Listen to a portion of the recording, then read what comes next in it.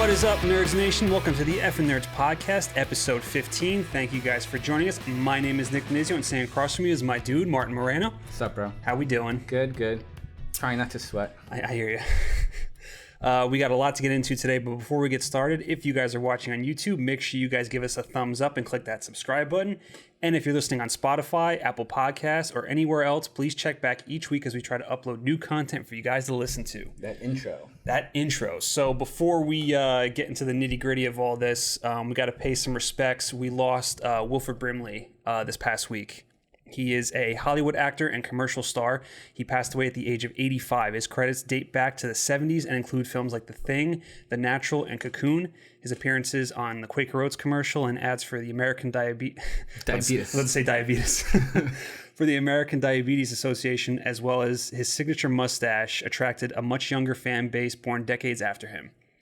Yeah, I mean, he's just been around for so long, and probably became more famous for his diabetes commercials. Yeah, where it's just they're iconic at this point. Memes will keep him alive. Okay, absolutely. And then just in terms of like the movies that we mentioned, Cocoon, The Natural, The Thing.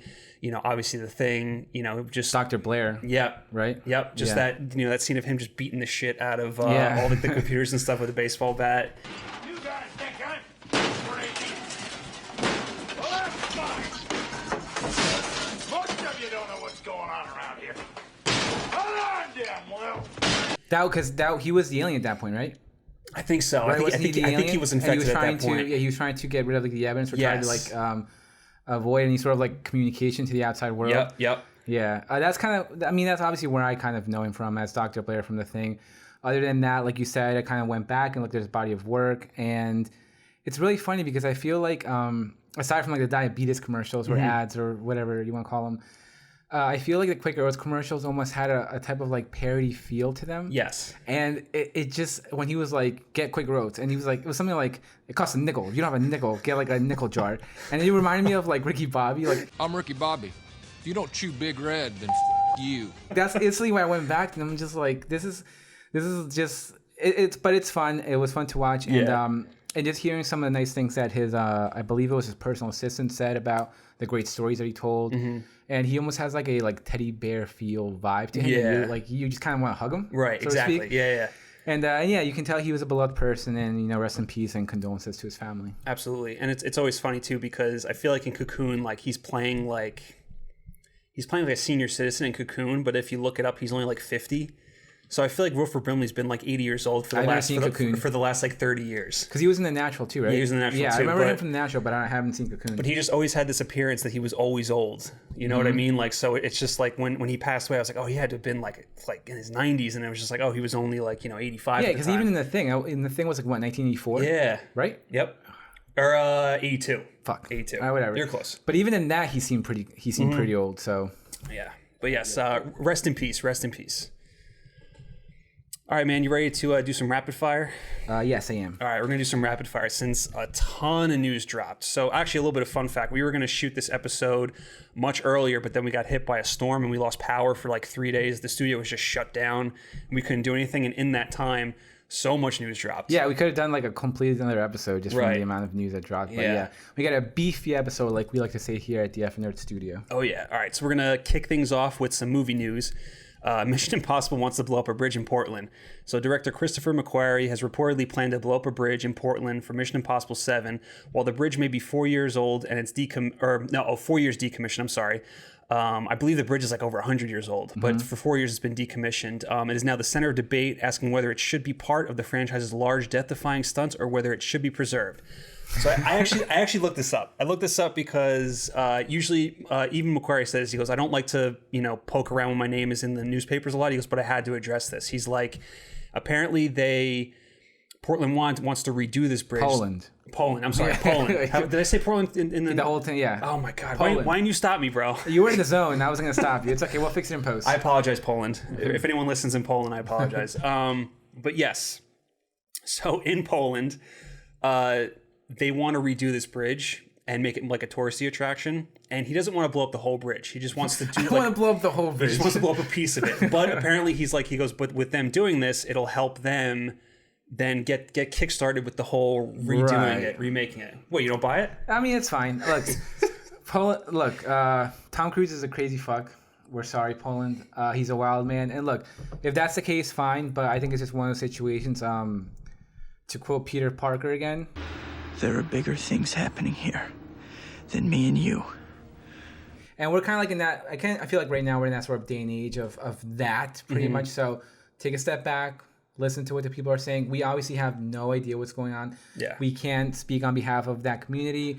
We have no idea what sort of sentimental value the bridge holds. We have no idea what landmark or preservation value it holds. Yeah. So just take a step back, listen to what the people are saying, and just go about it the smart way. And if McQuarrie's saying that's the smart way to go about it, then I guess I'll trust him. I'll believe what he's saying, because I don't think McQuarrie is that type of guy. No. So if that's the case, then sure. What's the point of having a 100-year-old bridge if you can't walk on it? I mean, if it's 100 years old and you set off one piece of bomb or dynamite or whatever in the small, it's going to disintegrate. That's what I'm saying. Like, it's just step back, listen to what people are saying, and just go about it the proper way. That's all. All right, moving on. You're going to like this one, Martin. So Sam Neill begins filming his scenes for Jurassic World Dominion. In a recent Twitter post, actor Sam Neill, who portrays Dr. Alan Grant in previous Jurassic Park films, said he is expected to begin filming his scenes this week. The veteran actor said the filmmaking, hold on to your hats, getting my old one back on this week and facing off against dinosaurs once again. Best yet, excited and terrified. These things will kill you. I'm obviously a little more grizzled now. Oh, I like that. Grizzled now. Yeah. And we're joined. We're joined. We're joined by Dr. John Hammond. It's John Hammond. Welcome to Jurassic Park. But Jurassic World Dominion is still set to hit theaters next summer on June 11th, 2021. So yeah, very cool. What a fucking boss of a tweet, man. I know. And then seeing the pictures of like him sitting next to Dr. Well, he wasn't sitting next to her, but the chairs. Well, the chairs were, so he's sitting next to her. Bro, yeah, you have to understand. There's a big difference if we actually see Dr. Alan Grant and Dr. Sadler sitting there. Like, is the ascot going to be there? It implied. Is the pink shirt going to be there? Are the jeans, the boots? Like, what's going on? What are we going to get? But yes, just seeing the picture of the fedora, which then he later posted, he was like, amazing. Hello, old friend, was just like so exciting to see. And obviously, I've said it a million times before, Jurassic Park. I love this franchise, even though I don't love all the films. I love this franchise. The first movie was so impactful to me on a personal level. And I'm excited to just see them all together again, whether it's stills, whether it's footage, whether it's a trailer or something. Chris Pratt pretty much said it's like the Avengers of the Jurassic Park franchise. And yeah, seeing them all together again is going to be really exciting. And also, Colin Trevorrow recently said how it's going to be more of like a global event. Yep. So who knows? And obviously with the snow, with the pictures of like the snow setting, they're obviously going to be all over the place. Who knows why? I think we speculated that was going to be like a globe-trotting adventure. Yeah, as to why, who knows? I mean, with the way the storytelling has been going, they have to go find an ancient talisman to take the dinosaurs back to the island or something. Yeah. I don't fucking know. But yeah, I'm excited for that. Oh my God! Once we get that image of, and I love how he said I'm more grizzled now. I'm just picturing like Hunt for the Wilder People version of Sam with the beard Neill, and everything. With the beard, like grouchy, grumpy, got the hat. And yeah, I'm just excited for more stuff to come out from this, because this is awesome. Cannot wait. Mm-hmm. All right, let's move on to some Disney Marvel news. So Pixar has basically announced their new movie. It's called Luca, and it will be released in U.S. theaters next summer, hopefully. The film is a passion project by writer-director Enrico Casarosa. Oh, I think I got that right.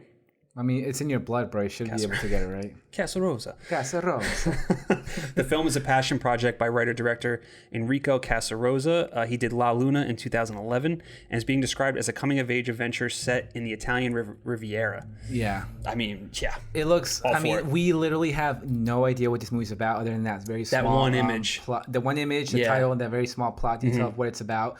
Yeah, you've seen La Luna, right? No, I haven't. You haven't seen it? No, I have not seen it. Oh my God, bro! It's such a charming and like heartwarming, almost like father and son. I would kind of describe a father-son. I believe his uncle. They're not important, but regardless, it's like a charming story. It's beautiful, and what excites me about this is like, even though we have little to no idea what's going on.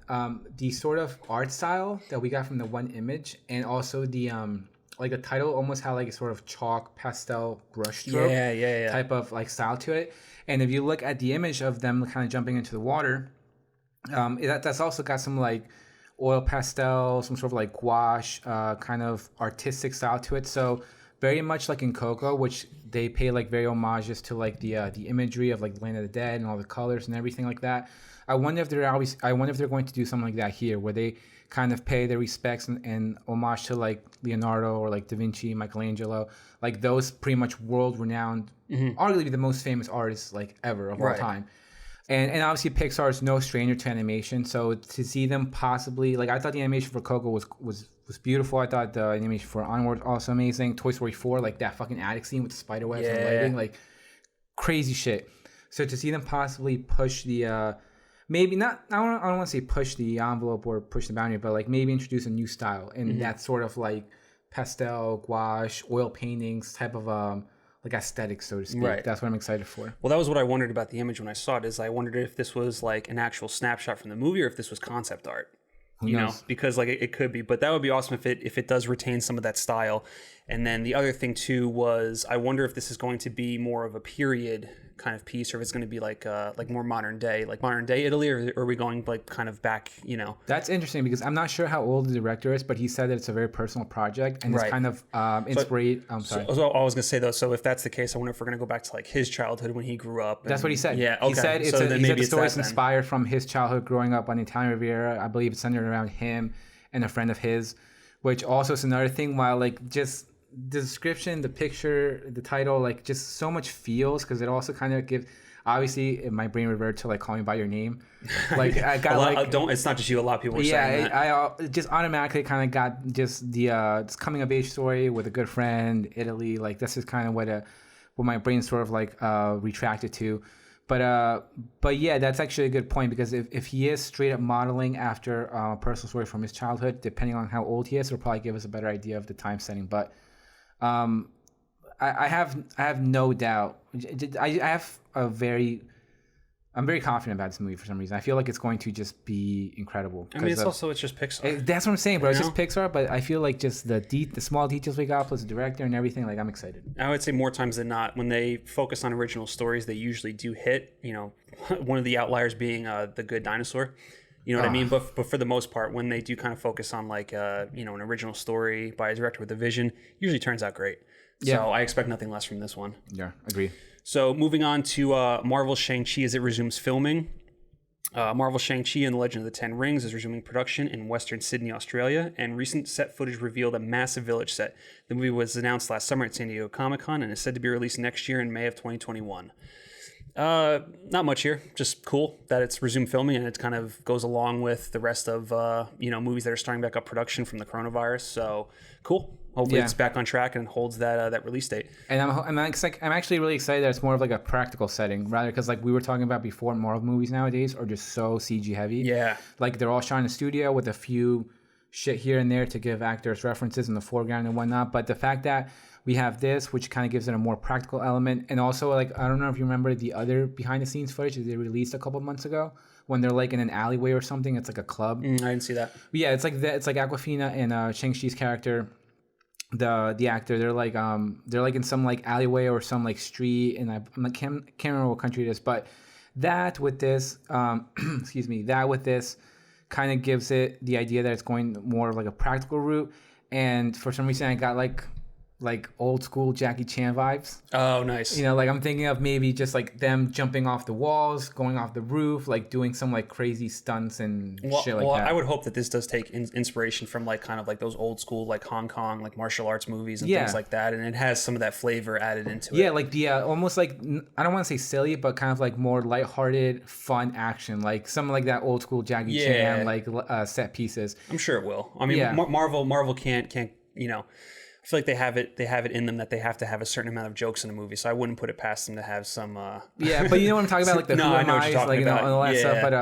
But actually, would you agree that probably Winter Soldier is the best stunt, the MCU movie with the best stunts in terms of fighting from like a combat perspective? Yes, by far, because I remember I was a little disappointed with the hand-to-hand in Civil War. Not that I thought any of it was bad, but I just thought that like I just thought the fights in Winter Soldier were just so much more visceral, and I thought they were shot a little bit better. I thought Civil War got way too into the whole shaky cam, born identity kind of aspect. Yeah, just way too quick. Winter Soldier, they kind of pulled back. It was a little bit more wide, and And you got like just those few more frames of movement. Yes, which than cutting off. It wasn't so much like in your face, and like that's kind of why I gravitate towards like the more John Wick style aspect, where you're just in such a wide and you could see like everything happening, and you're not like getting a headache from watching what's going on.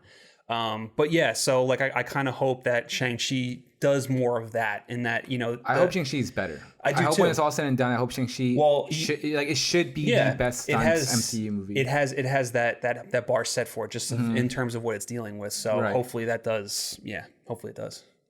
And we're not talking like Raid type of caliber action, just like right. old school Jackie Chan would be even, which is still a tough feat to pull, but still, yeah.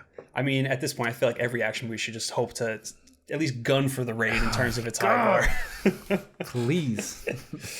We're going to stick with Marvel here because Captain Marvel 2 just got its director. Nia DaCosta, who is directing the highly anticipated reboot of Candyman, signed on. I thought you were going to say the highly anticipated sequel of Captain Marvel. I was like, I mean, some people might be highly anticipated. No, coming from you, that just sounds weird. So I was like, that threw me off for a second.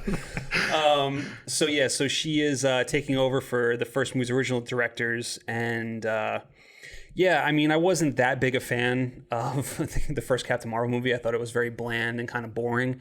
But in terms of this, I mean, I think it's cool. None of us have seen Candyman yet, so we really don't know what Nia DaCosta kind of brings to the screen, just in terms of like her directing skills. I haven't seen anything else that she's done, but I've loved all the marketing material for Candyman so far. Yeah, the marketing has been really good. Marketing's been really good, so I am excited to see that. So hopefully she knocks it out of the park, and it actually gets me excited for Captain Marvel 2. Yeah, and I think it's also interesting how we have like how these sort of horror directors are jumping into superhero movies, like also Andy Muschietti's jumping into, which we will get a little bit into, but yeah, like you said, right now, agreed. I thought Captain Marvel was fine, but I'm excited that they're going in a new direction.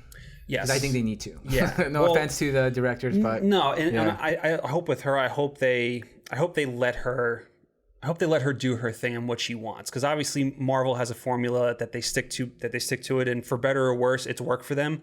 Obviously, like sometimes it comes with mixed results, but I think Captain Marvel is in need of a specific vision, kind of what Patty did for Wonder Woman. You know what I mean? I think she needs that, because Captain Marvel kind of it's almost like what DC has when I say in terms of like a Superman problem, not in terms of movies, but just in the fact that Superman is such an overpowered character that it makes him less interesting, because you can't relate to him on any level. And I feel like Captain Marvel is in that same boat, because through her first movie and through Endgame, like even in Endgame, it felt like they were just hiding her for the very last second to bring her in just to fuck shit up. And when she does, it's like, well, does anyone else have to be here? Can she might as well just wrap all this up by herself. You know what I mean? Although Thanos did knock her out. So Thanos did knock her out, yeah. But yeah, so that's kind of my thing, is I hope they just make her more interesting character, because Brie Larson gets all kind of hate, but I like Brie Larson as Captain Marvel.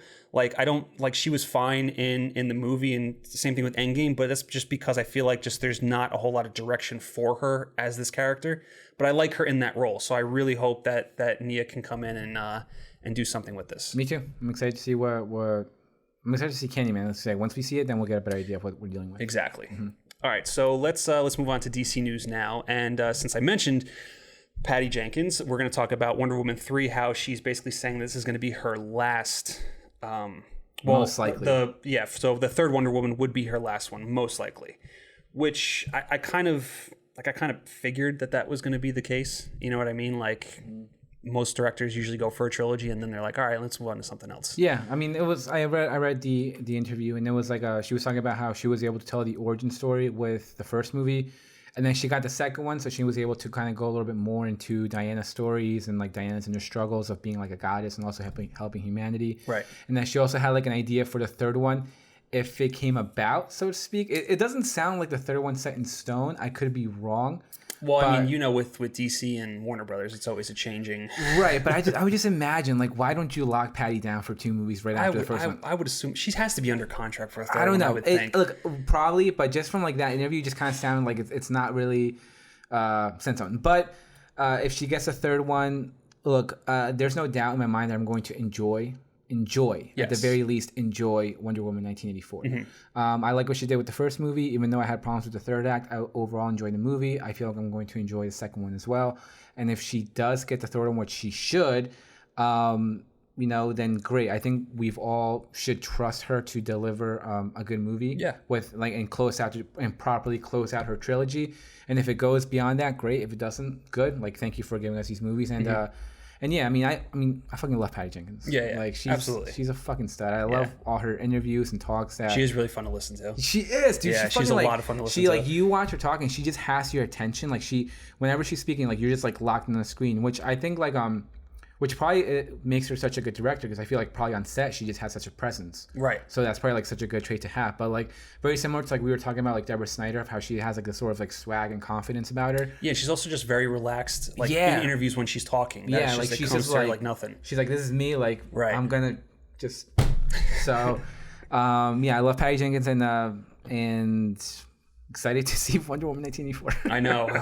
Hopefully that October release date holds. Yeah. And it also makes sense too that she would, I would think that she would want to do a third movie because, even though, this is an IP and this is a character that's been around for a while, with Patty being the first, to really take a crack at Wonder Woman's first movie, you have to feel some sort of ownership over it. Some sense of this character's been with me for years, and I want to properly close it out. Superhero female. I don't think there's been any other one. Not Electro or anything like that, but in terms of on this scale and with this kind of budget and everything. Yeah, obviously there's been hero villains, whatever. There's been comic book characters led female movies. But just given this, what happened, what she did with it, how in terms of hype and everything, because you had Elektra, you had Catwoman, but none of them. Also being a female director, exactly, all that stuff. Exactly, But she did say also in the interview that if she were to do a third one, she's going to take a little bit of break in between, which I think is smart. Yeah, and your brain reset and then come back. Right, and I would also think too that because of the way Warner Brothers slate is kind of panning out for its DC movies, obviously we'll get a better idea from it after DC Fandom, but the Dome. But I think that there's going to be a lot of movies that are going to come before Wonder Woman 3, so I think there's already a break built in for her without needing to take it. You know what I mean? So yeah. So we're gonna stick with DC. There was some Flash news recently, right? Yeah, pretty much. Just to quickly go over it, because like I said, we're a couple of days detached because of the storm and shit. But a couple of days back, Andy Machida just pretty much talk about how the movie is going to have that time traveling element of him going back to save his mother, essentially just kind of reinforcing the notion that it's going to be pretty much Flashpoint. Oh, gotcha. So to speak. Yeah. Well, did you also see that it was confirmed that there's no war in the movie? Which is so fucking stupid. Yeah, but I get why. I understand why. I understand why too. Because Flashpoint is basically a Justice League story when you think about it. And Civil War is also Avengers 2.0. Look, obviously it's all different, but had it properly been done, we could have gotten that Amazonian and Atlantean war. We could have, but I think at the same point too is Wonder Woman is a fucking bitch in Flashpoint. So there's no way you could have done it. There's no way she kills kids. That's what I mean. Yeah. So there's no way you could do that. But the fact that up to this point you hypothetically established every single character for Flashpoint is it's kind of crazy. No, it absolutely could have worked. Yeah, it definitely could have worked. Yeah. You had to it could have 100% worked, but. Wait, who doesn't want to see an evil Wonder Woman? I would be down for it, but you know how people reacted to an evil Superman, so true, very true. Yeah. But it's just we'll get more news, and we still don't know what's going on with Ezra Miller, but we don't. I would assume that we'll get a better sense after the Dome, which is coming up very soon, and I cannot wait for it. All right, let's move to our main topics, and we're gonna get to one that really struck a nerve with me, bro. Kindergarten Cop is under attack. It's under attack. Put the cookie down. Yeah, that's all the way. Shut up. It's not the tumor. To all the people complaining. Shut up! Shut up! Shut up! Shut up! So, oh man, this is gonna upset me. This is gonna be hard getting through, but I'm gonna get through for you guys. I'm gonna get through it. So. In Portland, Oregon, there was a cinema that was doing a summer drive-in movie series, and they were going to do a screening of Kindergarten Cop, the Arnold Schwarzenegger comedy from 1990. And there was a little bit of an uproar by community and staff members that complained that the film is out of step with local and national concerns about over-policing. Whoa. The rescheduling comes after a tweet Saturday by Portland author. I'm not even going to say her name. I'm not going to say her name. She's already created a platform for herself, and I'm pretty sure she's got harassed on Twitter. That's why she made her shit private. So you don't want to give her that clout? I don't want to give her that clout. I'm just going to say this lady. And the acoustics in here are amazing. This lady, the local Karen, she wrote, oh boy. All right, so here's what she wrote. National reckoning on over-policing is a weird time to revive Kindergarten Cop. IRL, which I don't know. In real life. Who writes this? Jesus Christ. What are you, like 12? We are trying to end the school-to-prison pipeline. There's nothing entertaining about the presence of police in schools, which feeds the school-to-prison pipeline in which African-American, Latinx, and other kids of color are criminalized rather than educated. 5- and 6-year-olds are handcuffed and hauled off to jail routinely in this country. And the criminalization of children increases dramatically when cops are assigned to work in schools. It's true, Kindergarten Cop is only a movie. So is Birth of a Nation and Gone with the Wind. But we recognize films like this are not good family fun.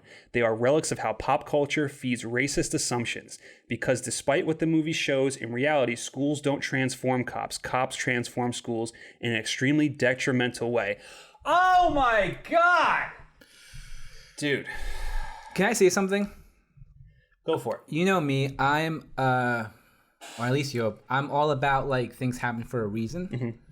And this is 100% true what I'm about to tell you. And it's insane. Okay. When you texted me this, which was Wednesday, I was just double checking. I said, Martin, you need to talk me off a ledge because I'm ready to go off. Right. As you texted me that, Josh and I were driving down to, Driving back home. We're not going to say where because it's a mystery. Well, because the power was out, so we had to leave the studio. Had to leave the studio, exactly. And as we were leaving, we were watching the Wolf of Wall Street rewatchables. Mm-hmm. We were listening to the Wolf of Wall Street rewatchables. And they made a really great point in the Wolf of Wall Street rewatchable of how there's a sort of certain anxiety or fear in regards to who is enjoying a movie. Like if Group X, I'm not going to get too into this because I don't want to get all like this crazy, but if Group X is, if you think Group X for whatever reason is just someone you don't like or disagree with or have certain feelings towards, if they enjoy a movie, then is it okay for me to enjoy a movie? Like, do you know what I'm saying? Mm-hmm. Like, as they were talking about that, I thought it was interesting, and then boom, you text me right away, and like, things happen for a reason, bro. Right. And it's okay to enjoy a movie. I know. Like, stop worrying about what the message could possibly be or what it's going to possibly influence people to do. Like, I would feel that as a society we have like enough of a conscience to realize what's right and wrong, and just because something is because they also made a great reference to Joker, yes, of how people were trying to like bash Joker for whatever for some of the dark themes in that movie. Mm-hmm. I hope that we would just have enough of a conscience to understand like what's wrong, what's right, and just not let things like that influence us. Obviously, it's easier said than done, but that's just kind of what I'm going to say about it. Well, one of the issues that I took from this was the fact that she's this local author, right? So she didn't like that they were showing this movie. So she went on her soapbox on Twitter and said all she had to say about it, that didn't like it. And then, people got out their torches and pitchforks and gave her a bunch of clout and, rah, rah, rah, we're going to stop this movie. And that's what happened. And she built her army. She built her army, and this theater buckled because they have no spine. And, that's basically what happened. And I never would have thought I would have seen Kindergarten Cop, a family comedy from the 90s, compared to Birth of a Nation, which is one of the most controversial movies ever made. Like, it is absolutely ridiculous that you're making this assumption and comparing it to these things. And, I think what I'll say too is the fact that, I understand the point that she's trying to make with saying that it's only a movie and so is Birth of a Nation, Gone with the Wind, but it doesn't mean that it should be censored. Like, I don't believe in censoring movies. And what's funny is I read more into this. Birth of a Nation, which is about like the Klan. Yeah.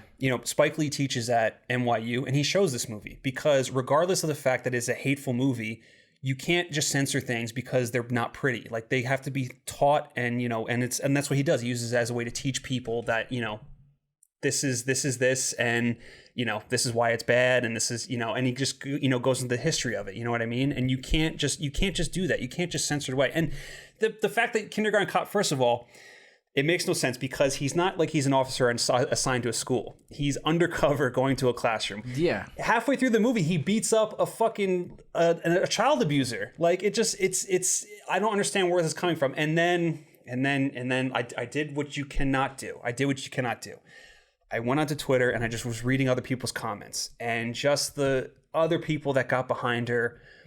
One person tried to claim the movie's transphobic because that one kid that has that line, boys have a penis, girls have a vagina.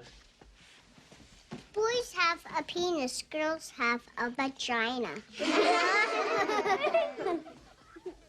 Thanks for the tip. The kid from Pet Sematary? Yeah, because he says that line, all of a sudden now Kindergarten Cop is now transphobic, and it's just ridiculous. And I can't. And it's like, usually I try not to subject myself to the ridiculous things people say on Twitter.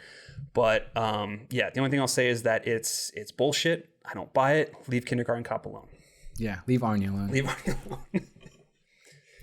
All right, now that we're past that, we're gonna talk about things that we really like. And this news made me really happy. I saw this yesterday and I got really fucking excited. So John Wick 5 has been confirmed by Lionsgate. The sequel will be shot back-to-back with the fourth installment. While on an earnings call, the Lionsgate CEO said, we're busy prepping scripts for the next two installments of our John Wick action franchise, with John Wick 4 slated to hit theaters Memorial Day weekend of 2022.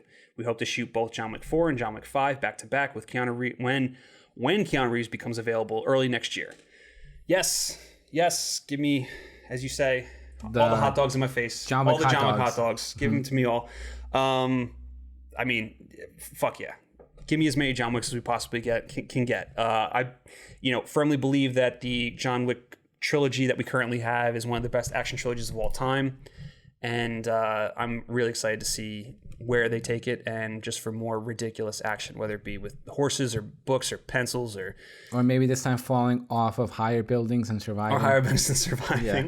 Give me all the craziness. Give me all the ridiculousness. Wandering in the desert. Dogs. In a fucking suit until he's about to die and someone magically sees him. Yes. Sure. Yeah. I'll take it. Yep. Why not? It works.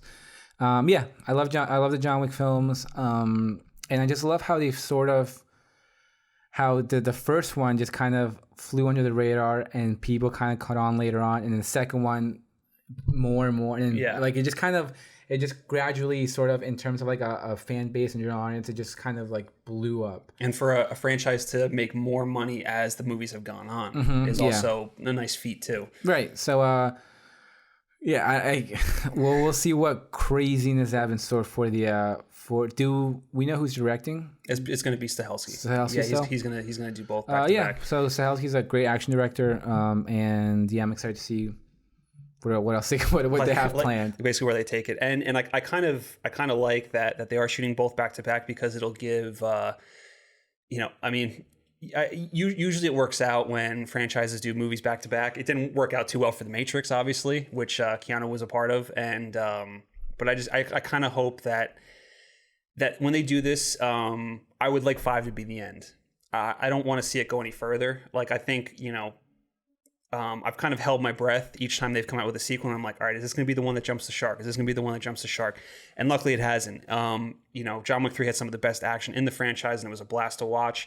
So, and kind of where they're kind of moving this story, whereas we can kind of expect like the chapter 4 to be kind of like a big war between John Wick and the High Table, and him teaming up with Lawrence Fishburne. So I really hope that they kind of come up with an awesome story to be played out over 2 movies, and then just end it. Like, end it there, call it a day, put a cap on it. And, right. And another thing about shooting it back to back too is that all the movies have the sequels have continued right where the previous one left off. Yes. So that also kind of gives it a little bit of more of like an organic, genuine feel that we're literally continuing right where we left off from the fourth one. I do vaguely recall them saying that 4 was going to be somewhat of a time jump.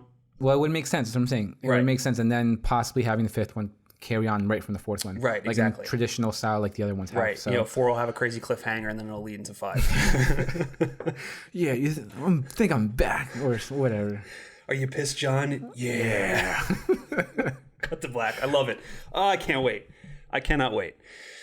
So let's move on to some other awesome news. Jason Bateman is in talks to direct Here Comes the Flood for Netflix. The film is being described as an elevated, character-driven love story heist movie. Oh, that's a mouthful. With the heist playing out in increments, I guess, throughout the story. Though negotiations are still ongoing and Bateman may direct the film, or he may only direct the film, it is possible that he could also have a part in the project as well. Simon Kinberg wrote the speculative script, and Netflix once again came out as the highest bidder for the project. Yes, I mean, this is really awesome news, especially if you've been kind of following Jason Bateman's directing career. Obviously, he did that one movie, was it The Gift? With he was in it, but that was Joel Edgerton. Oh, that was Joel Edgerton who did it, right?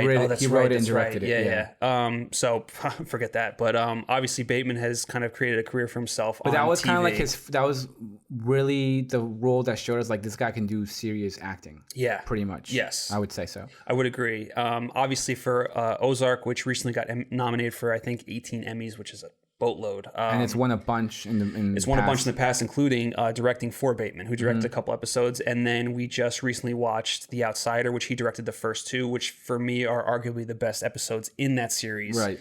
And he did just such a fantastic job with that, especially like in more of a horror aspect, and like I just thought those like darker, moody, Fincher aesthetic, and those first two episodes had this just level of dread, like you were just waiting for like the monster to pop out from behind the corner, just like eerie, and it's he did a really good job capturing all those different emotions. And, I'm excited for this. Simon Kinberg is a bit of a wild card. When he's on his game, he's on his game. When he's not, I would think that. I mean, he basically what it's saying is that Kinberg did the spec script. So I would assume that Bateman's going to come in and put his spin on it. Sure. I like you said, the way he's kind of like evolved in his career in recent years has been really fun to see, and I can almost already get like I feel like it's going to have like a similar Ozark color palette, like that sort of like cold, almost like outsider feel to it. Yes, I got that same vibe too, especially for a heist movie. Yeah, for like almost like Triple Frontier almost has that a little bit too. Yep. And that's one of the better Netflix movies that have come out in the past couple of years. So yeah, I'm excited to. I always say that I'm excited to see more. Whatever. I'm running on like 3 hours of sleep. I apologize. But good. We'll I guess we'll report back on this once we get more information.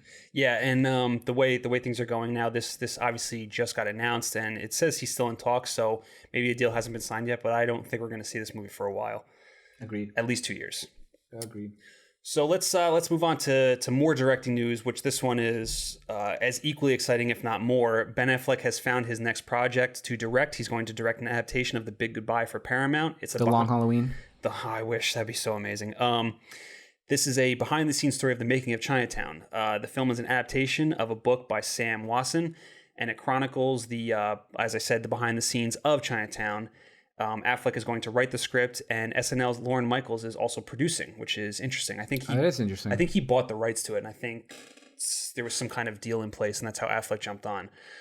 The film is also going to delve into how Chinatown was coming at the tail end of a time in Hollywood where studios were very filmmaker friendly, where they kind of let filmmakers do what they wanted to do. Mm-hmm. So this is kind of the tail end of that before studios became very corporate and more franchise focused that we kind of know of today. Like last time he did some sort of behind the scenes with a studio-esque type of movie, he won an Oscar. So yeah, we both love Ben Affleck. We think he's great. I wonder when. I assume that production is not going to start anytime soon because he's going to be busy with the Batman.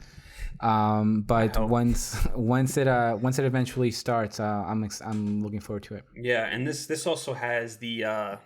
It's a very interesting story too. It's a very interesting story, and it also it makes me curious because you're going to be dealing with Jack Nicholson, I was about to say, Dunaway, do you think Roman Polanski. Do you think we're going to have de-aged Jack Nicholson? No way. And you don't think so? No, I think so. They're not going to bring Jack back in de-aging. No. I mean, have an actual actor and with like a kind of like what they did with Red Skull. You think they're going to use technology to have a redo the face, or like Moff Tarkin, like what they did in Rogue One when they brought in another actor who kind of had the same build, the same voice, and then they put the face on him. I wonder if they would do that. Yeah, because I don't know like who you could get to play, like who looks like Jack that could play him at that time. I don't know, but I still think that. Look, I really enjoy Doctor Sleep, but that notion of having these other actors come in as Shelley Duvall, I'm sorry, and Jack Nicholson, just that I hated that part. I just think it should have been handled differently, but that's neither here nor there. But I definitely. Well, no, because I do agree with you on that aspect, because it is off-putting, because like even though the Doctor Sleep adaptation is supposed to be more of an adaptation of the book side of it, not so much the movie side, it did bring in Stanley Kubrick's The Shining, so it did revert back to some of those things from the movie. So when you saw that it wasn't Jack that we know, it is a bit off-putting, and it is hard to stay focused on that, knowing because that it's not it had him. the build. That's what I'm saying. Yes. If you put the face on him, which I'm sure they could have, obviously it's easier said than done. Right, and they might not have wanted to do it in terms of budget and things like that. But I feel like if they put the face on that actor for just maybe a few frames or a few seconds, just to kind of give us the feel that he's back, would have been more right. Would have been a lot more impactful. The thing that I will argue though is that this is dealing with the real Nicholson, not a character. So I feel like you can get somebody, kind of what Once Upon a Time in Hollywood did. Like, do you just get the actor that played Roman Polanski and that to jump over here? You know what I mean? So I feel like you can get away with, maybe getting some top tier talent and just having them play these characters and not actually have to look like them. Just have to kind of embody them and emulate them. You know what I mean? I'm calling it now though. I feel like they're definitely going to. I mean, that'd be cool if they would. I think they're going to do it. The only thing is you run the risk of the whole uncanny valley thing, which is where like you look at it and that's not really Nicholson. But the thing is, if it's a behind the scenes thing, I don't imagine them being like the focus. Well, that's right. Like I don't know like how we don't know in terms of like what they're really going to like lock in on, and if it's focus. like almost like a more like the roots of Argo, where it's just kind of behind the scenes with the producers, with the studio, then maybe we can see them from afar. Yes. Kind of get the. So yeah, if they're not the main focus on it, then I can definitely see it. If they do pop up here and there, having like maybe de-aging or something, I don't know. But yeah, good for Batfleck. Like I said, once he's done with the Batman, I'm excited to see what he'll do after that, and it's this, so that's kind of cool. Absolutely. Mm-hmm. All right, moving on to a little bit of controversy. Mulan is heading to DisneyPlus on September 4th for $30. So Disney executives walk through the new plan for Mulan's release date during an earnings call. The $30 fee will be on top of the $6.99 subscriber fee for Disney Plus customers. The company told Insider that the $30 acts as a purchase as long as people subscribe to Disney Plus. They'll be able to access the film, which, yeah, that makes sense. But it's also available in theaters if you're. Yes, it will be available in theaters. However, we don't know what the conditions are of certain theaters. I don't know if they're actually putting it in theaters in America. You don't? I know it's going. I know it's definitely going overseas. I mean, it might be. I didn't read into that if it's actually going to be shown here at all. I saw that Tenet just secured their China. September 4th. Yep. September 4th. Yep. So they're full steam ahead, releasing in theaters no matter what. Right. That's interesting if it's not available in theaters. Mm-hmm. I don't know. I'm not sure, but I don't know. I'm gonna buy it. I mean, it's gonna happen. It's gonna happen. Also because we have Disney Plus, so I do like the fact that when you buy it, it's not just a rental, which most of the movies that have come out during this whole quarantine period have been. Like you literally just get it for like 2 days and that's it, and you pay like $20.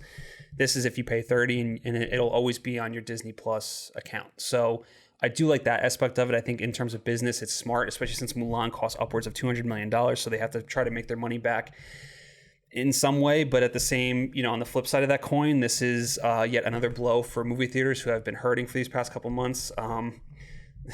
There's oh my god, dude! This video of this guy just beating the shit. You saw it, right? Yeah, of course. Sent to us, yeah. So like. This dude, and it was totally set up too. It was totally set up because he was waiting for them to hit record. No, not even that. But just the fact that like he beats the shit out of the stand, and then as he beats the shit out of it, it kind of makes way to the Tenet poster in the background. I didn't notice that. Well, I was gonna say maybe I read into that too much, but this be saying, you know, oh well, Mulan's not gonna be here, but at least Tenet will be here. But you know what I mean? Like, wait, but is Mulan's being released overseas? Yeah, yes, but I think it's the fact that like this is being made worldwide. You can buy it. You can buy it for $30 worldwide. It's not just in America, so everywhere. If people in France, you know, it doesn't matter. Like you know, as long as you have DisneyPlus and DisneyPlus is available in your country, you can buy Mulan. And just think of how many DisneyPlus accounts there are. Yes, there's a lot. Yeah. And how many more there's going to be because of this. Right. You know, and they were trying to say, like, they had these, some people were doing polls saying, will you pay the $30 for Mulan? And there was a majority that just said no, that they will not spend $30 for it. Maybe that's because most of them don't. I mean, like, I know if you don't have Disney Plus, the $30 is a rental. So it's not to buy. You know, it only becomes available to buy if you have Disney Plus. So maybe people are coming at it from that aspect.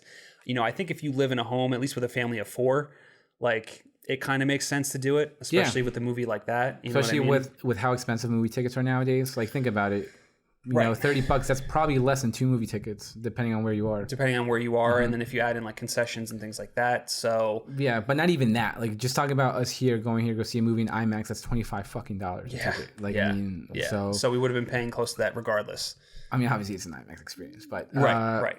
But yeah, look, it's hard to get behind. It's hard for me to say, yeah, this is a great decision because now I get to watch it when I want. Decision. That's what it is. But for the studio, not for theaters. Right. Yes. Exactly. For a studio, it's a great business. For Disney's, it's a great move on their part because they're obviously all those accounts. A lot of people, I'm sure, I'm going to buy it, but yeah, this just keeps the wheels turning. You know, and I saw that guy who was beating the shit out of the Mulan standee getting crushed on Twitter. You know, I think, you know, I'm going to look at it from his perspective, right? You know, we've been going through this for how long? And a lot of these people are losing out on, you know, their businesses. They're losing out on money. You know, their employees are hurting. You know, hopefully this is a guy that cares about his employees. You know, I know some people don't, but the point is that, like, you know, this is a guy who's just absolutely frustrated. He's just extremely frustrated with what's going on. And this is yet another blow to his business. He's losing out on a lot of money because this would have been not one of the big movies. And that's how it's supposed to go. It's supposed to be Tenet and Mulan were the first big movies that you can go see when theaters reopen. Now this is taken away and it's one less movie to bring people back to theaters. So I totally get his frustration. Is it over the top? Is it theatrical? Absolutely. Is it hilarious? Yes, it was very hilarious. He almost tripped over it as he was beating the shit out of it. But I'm with you, dude. I get your pain. I feel your pain. Yeah, that's all. I got nothing. The other thing too was I just want to mention real quickly. There's a number of other movies were kind of announced that they're also going to video on demand. The Woman in the Window with Amy Adams, which hasn't been announced when they're actually doing it. I think it's like still to be determined. I think Netflix is like closing in on a deal too. Yeah, they haven't closed a deal yet, but I don't think so either. But it's almost they're just waiting for people to sign on the dotted line, pretty much. Right, and then Antebellum, which is getting a release date of September 18th, I believe. Which I'm excited for. I'm excited for that too. Yeah, the trailer was very interesting. Had some like Shutter Island, Twilight Zone, mystery vibes to it. So I'm excited for that movie. And in terms of Lady in the Window. Woman in the Window. I'm sorry. We've heard some of the there's been a lot some of the production trouble, yeah. But I like Joe Wright for the most part. I think he makes good movies. He's, I was gonna say he's kind of hit or miss a little bit. He is Joe Wright. Yeah. He is. He did. I think before Darkest Hour he did Pan. So you jump from Pan, which was terrible, then to Darkest Hour, which won Gary Oldman his Oscar and got nominated for a ton more. Right, but when you think of Pride and Prejudice and Anna Karenina. How do you say that? Karenina? Anna Karenina. I think. Is that how maybe? I don't know. Did he also do Hannah? With Eric Bana and I'm not sure. I forget her name because now it's a TV show on Hulu. It's where she's like Eric Bana's in that. Oh, you mean with Mara, with Kate Mara? It's and Rose Leslie. I don't think Eric Bana's in that. No, I think we're on different wavelengths here. Okay. Yep. Anna or Hannah? Hannah came out in 202011. It's now a TV show on Hulu. Oh, wait, I'm thinking of Morgan. Oh, you're thinking of Morgan. I'm thinking of Morgan, right, with Alan Taylor-Joy. Yeah, and Hannah, Saoirse Ronan played Hannah in the movie. Yes. Yeah, and that was Joe Wright, which I know was very well received, and now it's a TV show, obviously, but yeah. Yeah, but yeah, I like the trailer for that movie, so I'm excited to see it whenever it does drop. And yeah, I'm excited for that. I'm excited for Antebellum, and yeah, I'm also excited for Mulan. Even though I much would have rather preferred to see it in theaters. I would have much rather preferred to see all these in theaters. I know. But, you know, it is what it is at this point. Moving on to our last topic of the day, Denis Villeneuve appeared at the 23rd Shanghai International Film Festival and discussed a ton of stuff on his upcoming remake of Dune. He talked about the film's cast, shooting, and editing, and some of the biggest updates that he provided was an insight into the current status of the film. Because of the ongoing pandemic that's happening, he kind of delved into the difficulty and disappointment of being so far away from his editor, and as a director and your film of this scale is being put together, the fact that you can't be there in the post-production room it's tough, man. He also discussed the upcoming reshoots and described how it's going to be a sprint to finish the film, which we kind of expected. But it is still interesting that Dune is holding on to its current release date of December 18th, which I am still shocked by. Like I'm surprised that they haven't decided to push it yet, especially.